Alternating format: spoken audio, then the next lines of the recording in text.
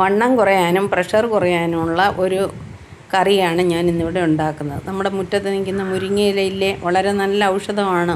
Vitamin ഏറ്റവും കൂടുതലുള്ളതാണ്.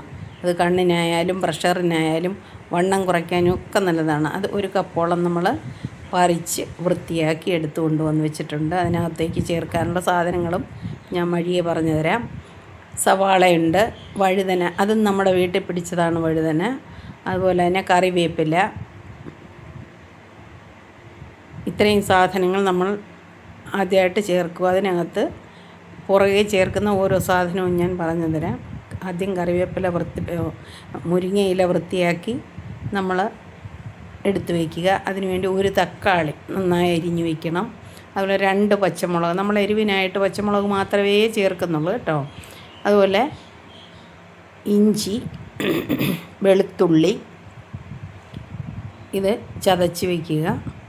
എന്നിട്ടൊരു പാനിലേക്ക് ഒരു 2 സ്പൂൺ വരുന്ന എണ്ണ അതിനെ ഒഴിച്ചു കൊടുക്കുക. എന്നിട്ട് അതിലേക്ക് ഒരു 1/2 സ്പൂൺ കണക്കാക്കിയുള്ള കടുക് ഇട്ട് കൊടുക്കുക. അതുപോലെ ഉണക്കമുളക് ഉണ്ടെങ്കിൽ അതിട്ട് കൊടുക്കാം.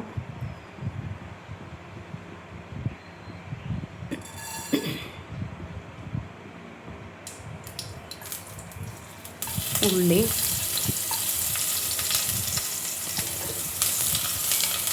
ഒന്ന് മൂത്ത് വരുമ്പോഴത്തേക്ക് നമ്മൾ എടുത്ത് വെച്ചിരിക്കുന്ന ഓരോ ഐറ്റങ്ങളും അതിനകത്തേക്ക് ഇട്ട് കൊടുക്കാം. ഉണക്കമുളകാണ്. ഇതെല്ലാം കൂടെ മൂത്ത് വരുന്ന സമയത്ത് കുറച്ച് കറിവേപ്പില അതുകൂടെ ഒന്ന് ഇട്ട് കൊടുക്കാം.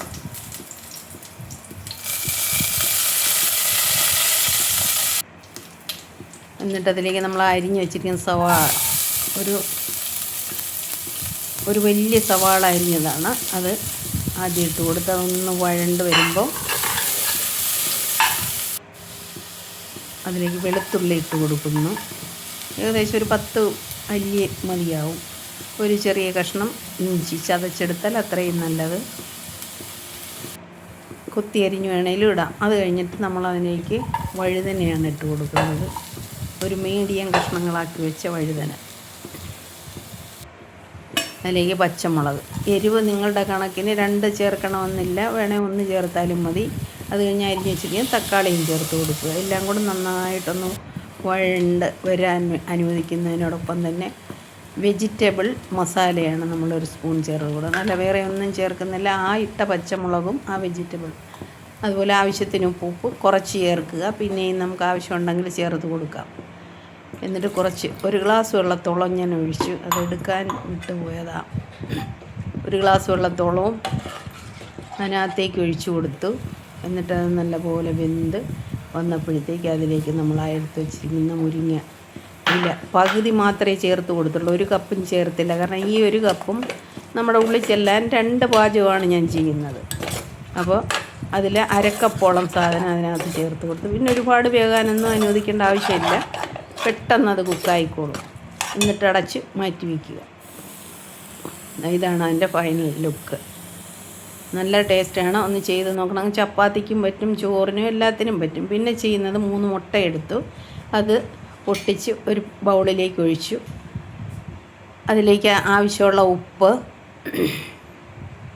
പച്ചമുളക് അരിഞ്ഞ് അതാണ് ചേർത്ത് കൊടുക്കുന്നത്. കുരുമുളക് ഉണ്ടെങ്കിൽ അതിട്ടാലും കുരുമുളക് പൊടിച്ച് അത് പൊടിയായിട്ടിട്ട് കൊടുത്താലും മതി. ഞാനിവിടെ പച്ചമുളകാണ് ഉപയോഗിച്ചിരിക്കുന്നത്.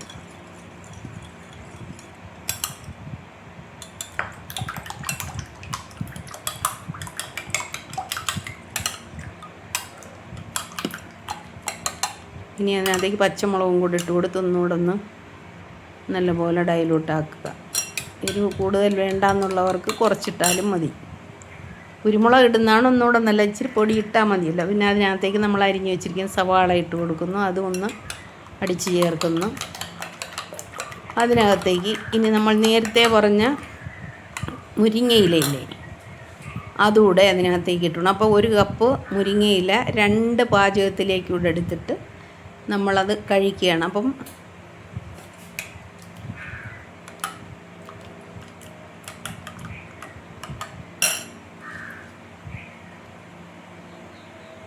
നമുക്ക് ആ മുരിങ്ങയില ഇട്ട് കൊടുക്കാം. എന്നിട്ടെല്ലാം കൂടെ നന്നായിട്ടൊന്ന് കൂട്ടി യോജിപ്പിക്കുക.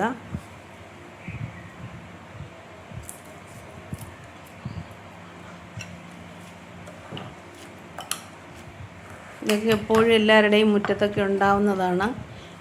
ഇത് ചെല്ലുമ്പോൾ സ്ഥിരമായിട്ട് ഇതുപോലുള്ള ആഹാരങ്ങൾ കഴിച്ചു കഴിഞ്ഞാൽ തടി ഉണ്ടാകുകയില്ല. കാരണം ചോറപ്പോൾ വളരെ കുറച്ച് കഴിക്കുക. ഈ മുട്ടയും അതുപോലെ ഉണ്ടാക്കി ഇതിനകത്തുടക്ക മുരിങ്ങയ്ക്കയുടെ അളവ് ഒരുപാട് നമ്മുടെ ഉള്ളിൽ ചെല്ലുമ്പോൾ അത് നമുക്ക് ഗുണമാണ്, വയറ്റിനും നല്ലതാണ്. ഇനി ഒരു പാൻ അടുപ്പത്തേക്ക് വെച്ചിട്ട് അല്പം എണ്ണ തടവി അതിനകത്തേക്ക് പൊക്കി ഒഴിച്ചിട്ട് അതിനെ നമുക്ക് ചുട്ടെടുക്കാം.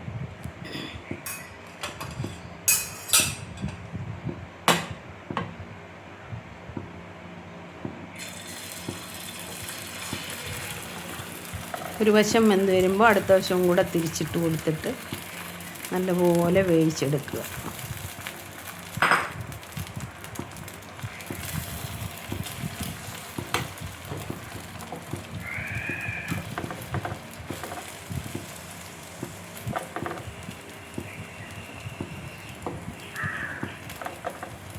ഇന്നിത്രയൊക്കെ ഉള്ളൂ. നിങ്ങളൊന്ന് ചെയ്ത് നോക്കണേ.